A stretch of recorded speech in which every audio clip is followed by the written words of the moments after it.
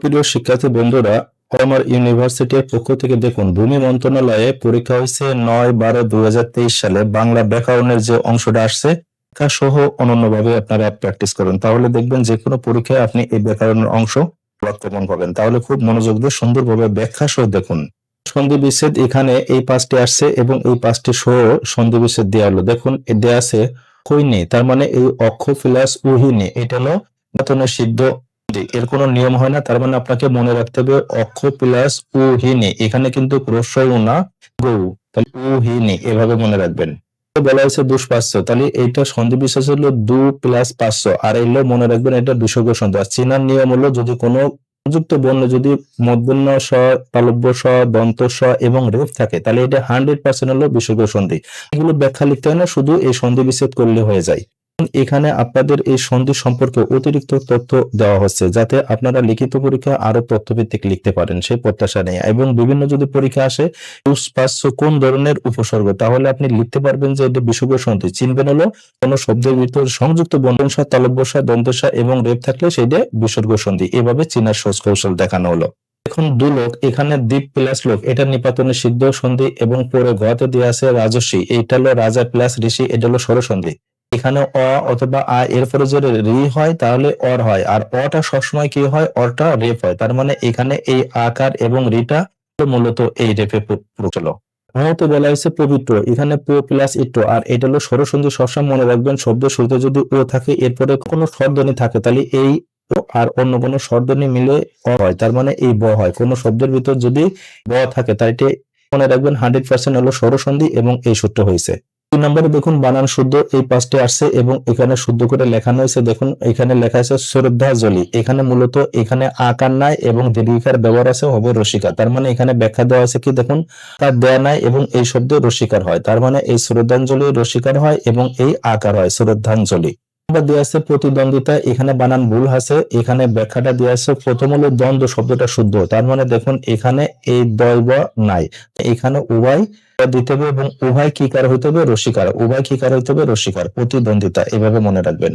নম্বরে বলা হয়েছে আকাঙ্ক্ষা, এখানে আকাঙ্ক্ষা ও হবে এবং কয় মধ্যাংশ হবে, এখানে ক বর্গের সাথে সময় এই ক বর্গের বর্ণ হয়, তার মানে এখানে একটা অনন্য ব্যাখ্যা আপনি লক্ষ্য করুন। এখানে যে আমরা অঙ্ক লিখি, অনেকে বানান লেখে অঙ্ক, এই অ অনুসার দিয়ে আপনার ক লেখে, এইটা কিন্তু ব্যাকরণের দিক থেকে ভুল শব্দ।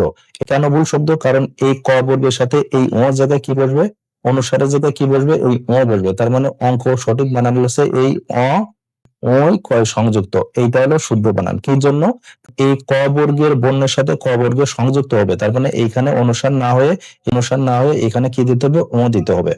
বলা হচ্ছে উত্তরসূরি, এটা শুদ্ধ বানান হচ্ছে উত্তরসূরি, এখানে দীর্ঘকার হবে এবং এখানে রস্যিকার হবে। এবার লক্ষ্য করুন এখানে দেয়া আছে স্বতঃস্ফূর্ত, এই বানানটা ভুল আছে, তার মানে এই প্রথমে দন্তস্বর সাথে ব ফলা যুক্ত হবে, এই দন্তস্বর সাথে ব ফলা যুক্ত হবে, এখানে রস্যকার দেয়া আছে, আসলে রস্যকার হবে না, হবে দীর্ঘকার, তাহলে এই প্রথমে ব ফলা হবে এবং খ এর নিচে দীর্ঘকার হবে, তাহলে এইভাবে আয়ত্ত করে রাখুন।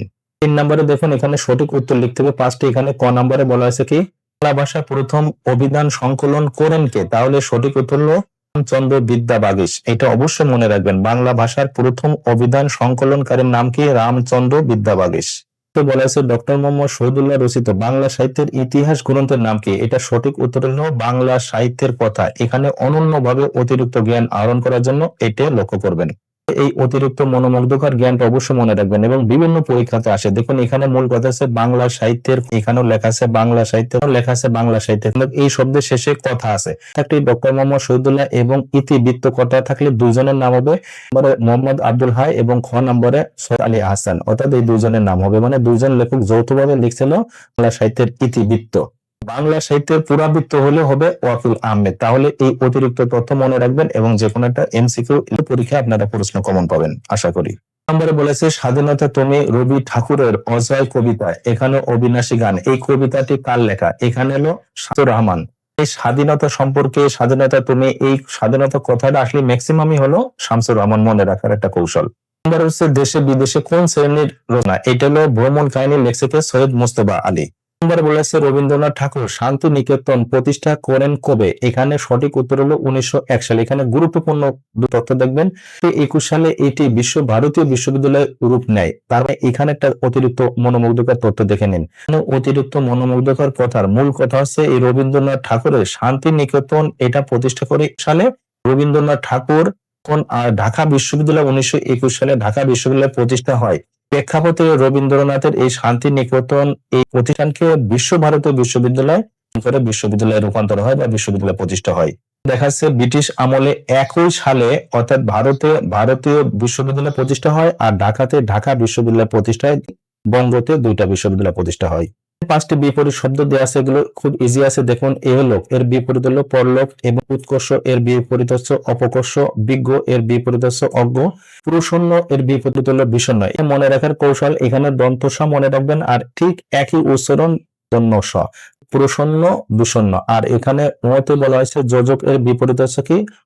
বন্ধুরা, আপনারা এভাবে নিত্যদিন বাংলা ব্যাকরণের বিভিন্ন মন্ত্রণালয়ের এভাবে প্রশ্ন আসলে এভাবে প্র্যাকটিস করুন, তাহলে দেখবেন যে আপনি সন্ধি সহ গ্রামাটিক্যাল সিস্টেম যত বাংলা ব্যাকরণ ইংরেজি আছে সব আস্তে বুঝতে পারবেন। সে প্রত্যাশা রাখি আপনারা সুস্থ ভালো থাকুন। আল্লাহ হাফেজ।